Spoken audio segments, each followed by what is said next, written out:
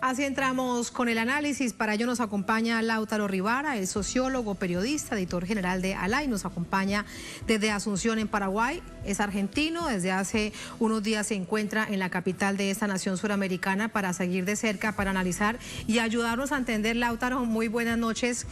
Hoy conversamos la semana pasada, previo al resultado. Ya están allí bastante claros con este resultado muy rápido para presidenciales, en particular que entregaba la víspera al Tribunal Supremo Electoral.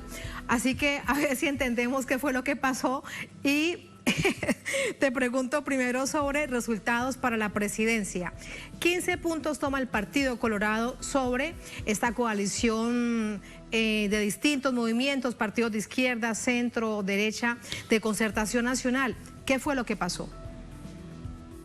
Bueno, ahí hay un desconcierto todavía bastante general que perdura aquí en Paraguay. Hasta el propio día domingo se especulaba con una diferencia muy pequeña del orden de los 2-3 puntos porcentuales, sea en favor de los colorados o en favor de la candidatura de Efraín Alegre, cuya victoria no se había descartado hasta el propio día domingo. De hecho, las encuestas aseguraban un escenario más bien cerrado. Ahí hay varias cosas para considerar.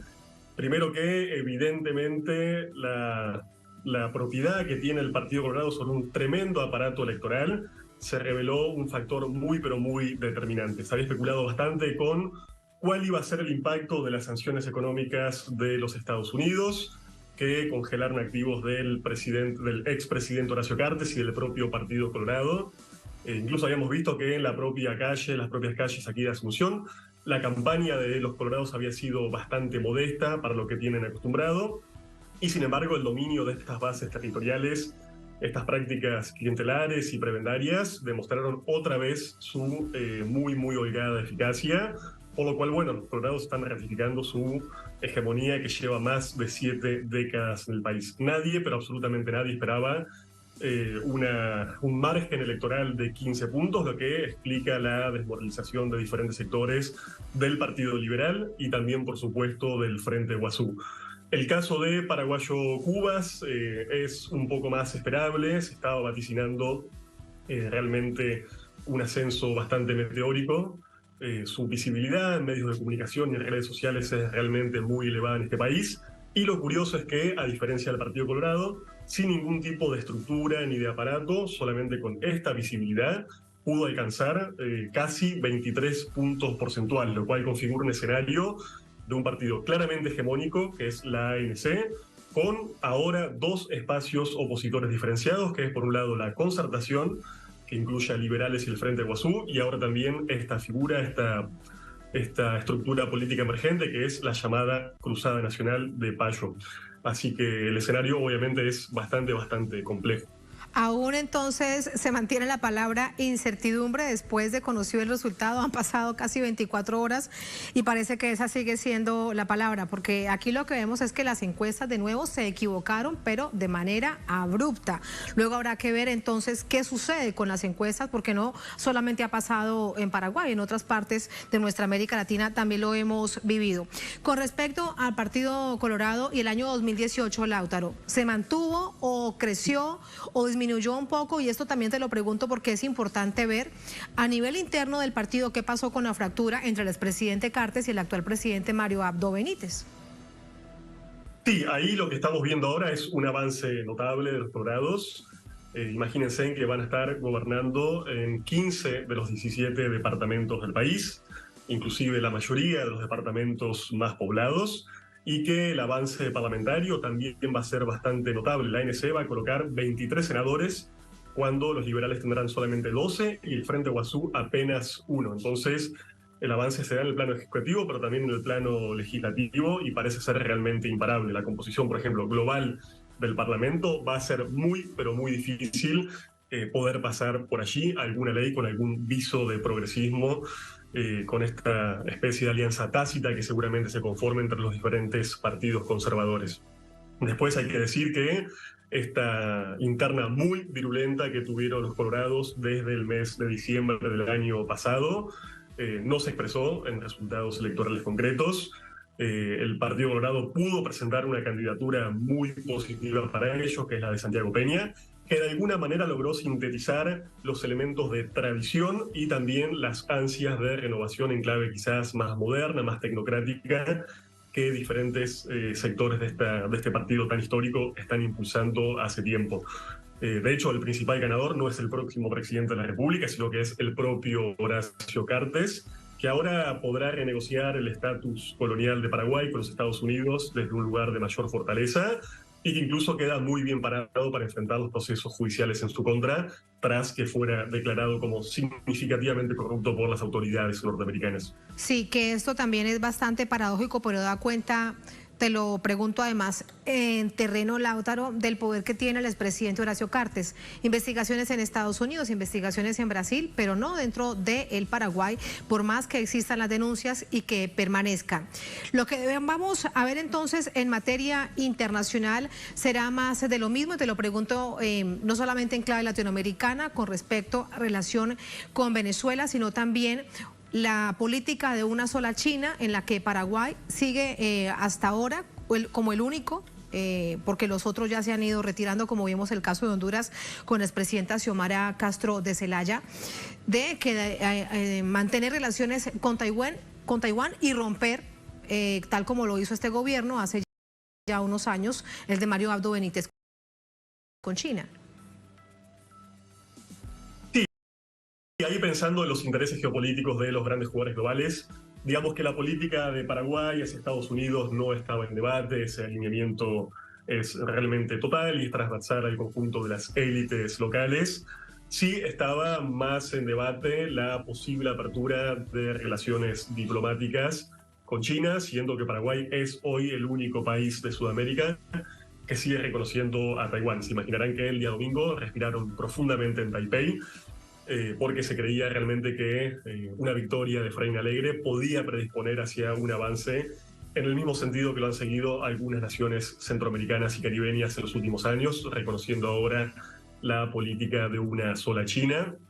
Pero bueno, esos vínculos, insisto, van a estar. Claro, yo creo que pero aquí, Lautaro, una cosa para aclarar que me es importante ahora que hablas de Efraín Alegre. Él lo que dijo es que su partido, el movimiento, la coalición, hasta horas antes de las elecciones estaban evaluando qué hacer, revisando intereses geopolíticos y también a nivel económicos y comerciales de qué harían con respecto a una política de una sola China o seguir con Taiwán. Así que con Efraín Alegre eso tampoco era una certeza. No, absolutamente, eso estaba abierto. Incluso él había hecho alguna declaración en función de esa posibilidad y fue duramente criticado por sectores del propio Partido Liberal.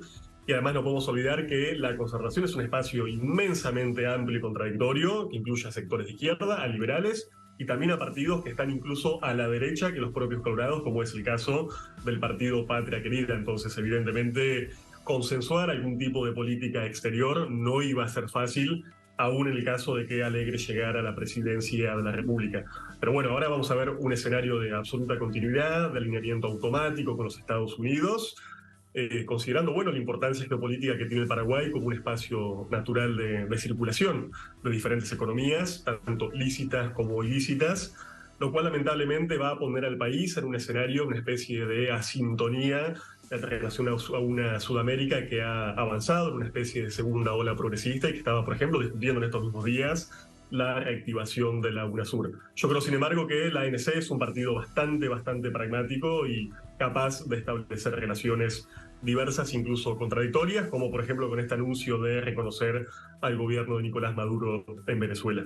Sí, pero ¿crees entonces que el gobierno de Estados Unidos, del demócrata hasta ahora Joe Biden, por lo menos hasta ahora, veremos qué pasa el próximo año, si vuelven los republicanos o si vuelve Donald Trump a la Casa Blanca, pero hasta ahora crees que va a haber un viraje con respecto al Partido Colorado y en particular a la figura del expresidente Cartes?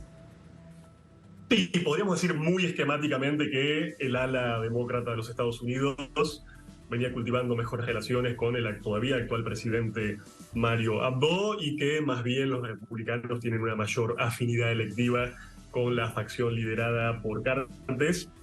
Incluso podemos entender esta especie de apuesta de Estados Unidos por la concertación como una forma también de empezar a barrer algunos eventuales aliados naturales de los republicanos, en el caso hoy muy probable de que Donald Trump retorne a la Casa Blanca en el año 2024. Pero, insisto, más allá de esos alineamientos políticos y más allá de esas afinidades entre diferentes facciones, hay una continuidad de intereses vinculados, por ejemplo, al agronegocio, a la ganadería, al tráfico de sustancias ilícitas, que va a hacer que esas relaciones siempre en algún sentido se terminen manteniendo e incluso fortaleciendo. Algunas de las principales corporaciones de este país son, por supuesto, norteamericanas y tienen, por ejemplo, incluso estrechos vínculos con las propias compañías del grupo Cartes, aún sin importar la política de sanciones que le aplicaron los Estados Unidos. Imagínate, ahora quiero preguntarte tu evaluación, tu análisis con respecto a lo sucedido con el Frente Guasú. Bien lo decías, un congresista entra, tenían 8, una presencia importante en el Congreso, en el Parlamento, y además les daba cierto movimiento para avanzar en hechos clarísimos como las reivindicaciones de los sectores campesinos e indígenas. Ahora quedan con 1, prácticamente a punto de desaparecer. ¿Qué fue lo que pasó? Bueno, ahí primero hay que decir, para que se entienda a nivel regional, que el Frente Guasú fue el más importante experimento de la izquierda y los progresismos en toda la historia del Paraguay, digamos. Quizás otros países de nuestra región han tenido diferentes capítulos y episodios o formaciones políticas gobernantes cercanas a este espectro político. No es el caso del Paraguay, que recién en el 2008 pudo desbancar esta hegemonía colorada con el gobierno de Fernando Lugo. Yo creo que un poco lo trágico, por así decirlo, con el Frente Guasú es que este se dividió en 2 opciones electorales y en 2 estrategias políticas diferenciadas. Un sector fue con los liberales a apoyar la candidatura de Efraín Alegre y otro decidió competir por fuera bajo la candidatura de Euclides Acevedo, que incluso fue un ministro, un ex ministro también del Partido Colorado. Hoy, con los números que tenemos, con este primer balance tentativo, podemos decir que las 2 orientaciones fueron derrotadas a la vez. Los liberales quedaron muy lejos de poder alcanzar la presidencia de la República y la candidatura de Acevedo apenas se arañó el 1.5% de los votos. En cuanto a la lista de senadores, que en esa sí, el Frente Guasú-Ñamonguetá fue unificado, sacaron apenas 2 puntos porcentuales, lo cual sí, evidentemente, los deja con una participación, por lo menos parlamentaria, bastante testimonial. Entonces ahora la pregunta es: ¿cuál va a ser el pegante, cuál va a ser el aglutinante de esta coalición en los años por venir, considerando que su líder histórico, Lugo, está gravemente enfermo y que ni siquiera, por ejemplo, pudo hacer campaña y no entró al Parlamento? Considerando también que la diferencia entre las bases y las izquierdas urbanas y rurales parece no dejar de ensancharse, y también teniendo en cuenta, en último lugar, que las propias internas del Frente Guasú ni siquiera se resolvieron cuando fueron justamente internas y Esperanza Martínez las ganó el año pasado. Entonces, esta especie de crisis de liderazgo creo que va a estar bastante presente, y el riesgo hoy concreto y el escenario más probable es la completa dispersión del espacio de este conjunto de partidos y movimientos que hasta ahora han compuesto el Frente Guasú. El escenario es realmente muy desalentador. Claro. Una reflexión entonces, y no solamente de Paraguay, los movimientos de izquierda de nuestra América Latina, es que la unidad es absolutamente necesaria. Y en las primarias, pase lo que pase, se debe mantener la línea, porque si lo vemos desde lo que sucedió en las primarias hasta este momento, tuvo que haber un desencanto de este votante que tenía la expectativa en Esperanza Martínez, por ejemplo.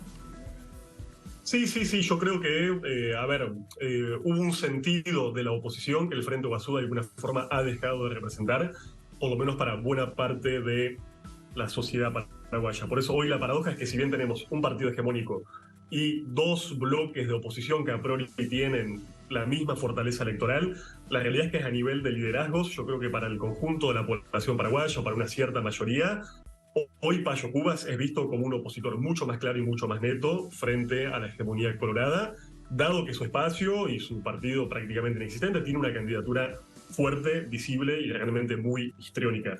Yo creo que si el Frente Guasú no puede en los próximos meses recomponer esta unidad muy precaria y realmente saldar de una vez por todas esta crisis de liderazgo y embanderarse detrás de una candidatura, va a estar muy difícil, y el escenario incluso probable de cara a las próximas elecciones es un escenario más bien polarizado entre un partido de derecha como es el Colorado y una formación de ultra derecha como es esta Cruzada Nacional de Payo Cubas. Sí, aquí un segundo más para preguntarte acerca de Payo Cubas. ¿No deberá entonces sorprendernos que tenga pronto encuentro con Vox de España, por ejemplo? Sí, exactamente. De hecho, mire, aquí estuve en alguno de los eventos oficiales del Tribunal de Justicia Electoral y estuvieron pululando algunos personajes ahí bastante funestos de estas articulaciones ultraderechistas, que por ejemplo está, como bien señalás, impulsando Vox desde España. Pero para aportar algún elemento breve de caracterización, Payo Cubas es un personaje tan recalcitrante y conservador que otras figuras de extrema derecha de la región parecen correctos demócratas. O sea, Payo Cubas está proponiendo hoy, por ejemplo, prohibir las cesáreas en los hospitales de todo el país. Está teniendo unas diatribas realmente muy violentas contra migrantes argentinos, brasileños, contra pueblos indígenas, contra sectores de izquierda, contra la diversidad sexual. Entonces estamos hablando de un personaje realmente prácticamente caído a la derecha del espectro político y sin embargo con una popularidad enorme y en ascenso. Así que este fenómeno es realmente muy, pero muy peligroso y creo yo que en todo el contexto latinoamericano expresa el exponente más, pero más conservador de estas derechas emergentes en la región. Incluso revisándolo también con este fenómeno de la evolución de la extrema derecha en naciones europeas, habría que mirarlo también como este fenómeno que se evidencia a través de las elecciones de los votos, bueno, producto también de crisis a nivel global. Lautaro, muchísimas gracias por este análisis, por este panorama mucho más claro para nosotros ahora. Buenas noches. Tatiana, un placer. Buenas noches. Muchas gracias. Buenas noches.